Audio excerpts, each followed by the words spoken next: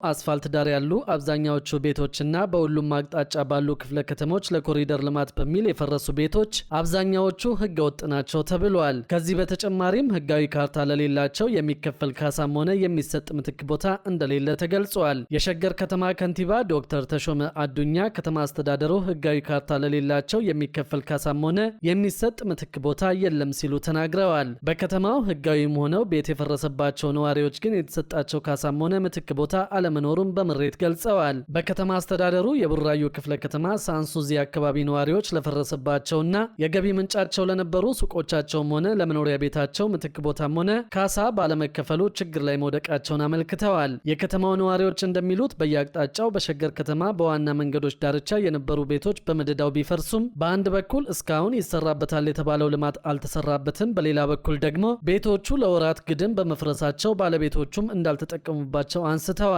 የሸገር ከተማ አስተዳደር ከንቲባ ዶክተር ተሾመ አዱኛ ግን የኮሪደር ልማቱን በተመለከተ በእኛ በኩል ወደ ኋላ ቀረ የምንለው ነገር የለም፣ ሁሉም ነገር በእቅዳችን መሰረት እየሄደ ነው ሲሉ ምላሻቸውን ሰጠዋል። የድንበር ማስከበር ስራዎች ከተሰሩ በኋላ ወደ ስራ መገባቱን ጠቅሰው በለገጣፎ በገላንና በአሸዋ ሜዳ በኩል የመንገድ ስራዎቹ መጀመራቸውን አመልክተዋል። የመብራትና ቴሌኮም መሰረተ ልማት መልሶ ግንባታ ሌላኛው ወደ ልማት መግባቱን ያዘገየው ተግዳሮት መሆኑን አንስተው አሁን ግን ችግሮቹ እየተቀረፉ ወደ ስራ ተገብቷል ሲሉም አስረድተዋል።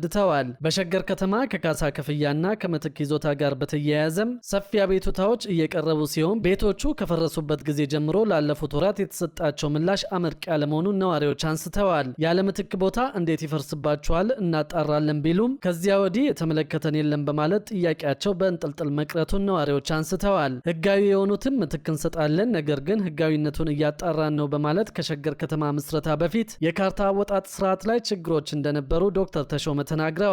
ሆኖም ህጋዊ ሰውነት ያላቸው እየተለዩ መሆኑን ጠቁመው አብዛኛዎቹ አስፋልትን ተከትሎ ያሉ ቤቶች ግን ህገ ወጥ ናቸው ብለዋል። በኮሪደር ልማቱ ምክንያት ወደ 6000 ቤቶች መነካታቸውን የገለጹት ዶክተር ተሾመ ከነዚህ ውስጥ ህጋዊነታቸው ተለይቶ ለማጣሪያ የቀረቡት 400 ብቻ መሆናቸውን አስረድተዋል። በሌላ በኩል ደግሞ በኢትዮጵያ በመጪዎቹ ዓመታት ስራ አጥነት ፈታኝ እንደሚሆን የዓለም የስራ ድርጅት ገልጿል። በትምህርት ያልገፉና የስራ ልምድ የሌላቸው ወጣቶች በክህሎት ማነስና በራሳቸው ስራ ለመጀመር በሚገጥማቸው የፋይናንስ ችግር ምክንያት የስራ ዕድል እጦት እንደሚያጋጥማቸው የዓለም የስራ ድርጅት ነው ያስታወቀው። የዓለም የስራ ድርጅት ከሴቶችና ማህበራዊ ጉዳይ ሚኒስቴር ከዩናይትድ ኪንግደም ተራድኦ ድርጅትና ከሌሎች ተቋማት ጋር በመሆን በማህበራዊ ጥበቃ ላይ ያዘጋጀውን ሪፖርት ይፋ ሲያደርግ ነው ይህንን የገለጸው። በሪፖርቱ መሰረት ቁጥራቸው እያደገ ያለው ስራ ፈላጊ ወጣቶች በክህሎት ክፍተትና የራስን ቢዝነስ ለመጀመር በሚገጥማቸው የፋይናንስ እጦት ከፍተኛ ተግዳሮት እንደሚገጥማቸው አስታውቀዋል። የህፃናት ቁጥር በከፍተኛ ሁኔታ መጨመር ወደ ስራ ሊገባ የሚገባውን የወጣት ቁጥር የሚያሳድገው በመሆኑ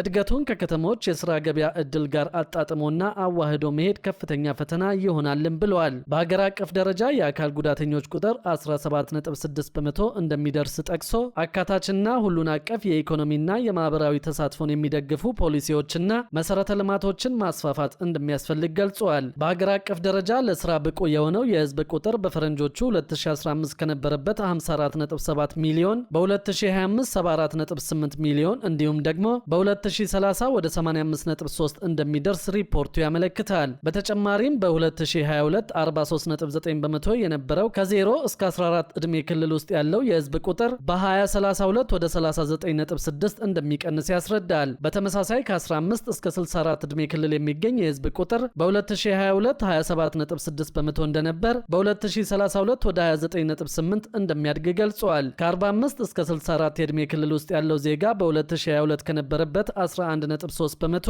በ2032 ወደ 14.3 በመቶ የሚያድግ መሆኑን፣ ዕድሜያቸው ከ65 በላይ ያሉት ደግሞ ከ3.2 በመቶ ወደ 4 በመቶ እንደሚያድጉ ይተነብያል። በኢትዮጵያ 11.5 በመቶ የሚሆኑ ዜጎች ቢያንስ ጤናን ያላካተተ ማህበራዊ ጥበቃ እንዳላቸው የሚገልጸው ሪፖርቱ 9.7 በመቶ ሰራተኞች የጡረታ ሲከፍሉ 4.2 በመቶ አረጋውያን ብቻ ጡረታ ይቀበላሉ ብሏል። በዚህ መረጃ መሰረት አብዛኛው ስራ በኢመደበኛ ኢኮኖሚ ውስጥ የተያዘ መሆኑ ማሳያ መሆኑን ይጠቁማል።